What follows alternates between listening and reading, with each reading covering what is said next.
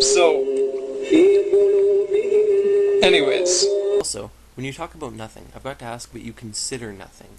Do you know how vastly empty an atom is? Or the distance between galaxies or even planets? When you say nothing, when you just say nothing, that's a pretty poor and meaningless way to sum up anything in the universe. Sure, you could say, look out there, look at all that blackness, but the blackness is permeated by stars. Okay, well, between those stars, those vast distances, well, what about all the forces that are simple and well known? And what about dark matter, or dark energy, which are now becoming more and more understood, which make up the majority of the universe? What about these?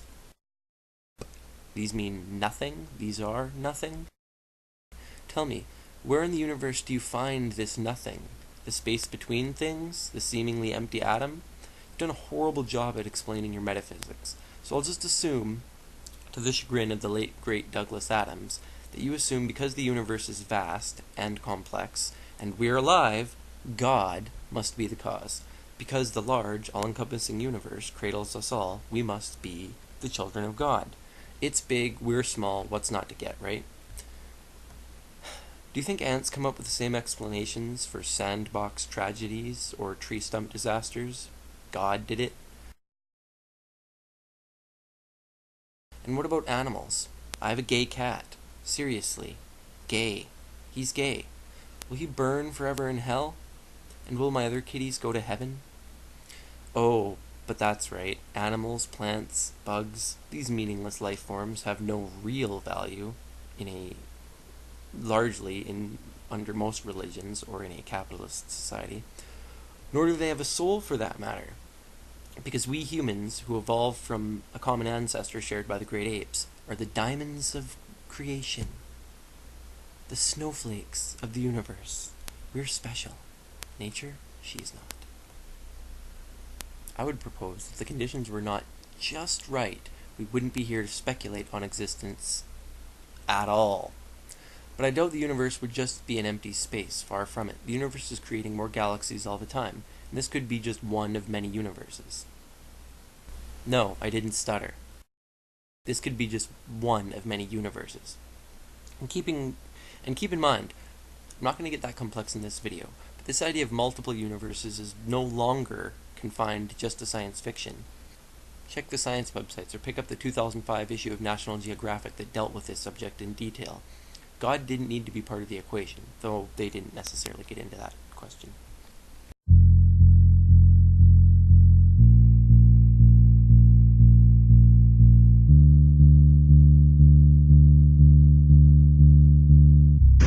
Throw in a hungry beast in the middle of it all, and it distorts the gas clouds. It flings stars hither and yon.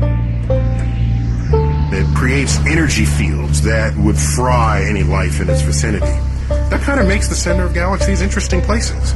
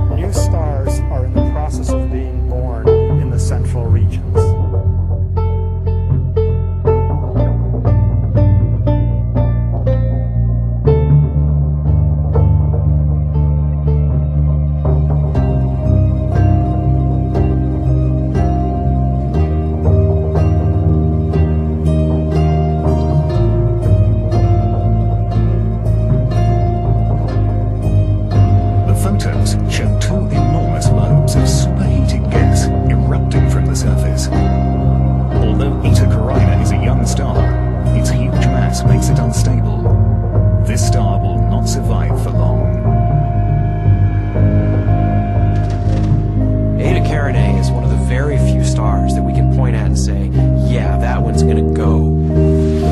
When Eta Carinae goes, it will become one of the most devastating supernovae ever recorded. When the light from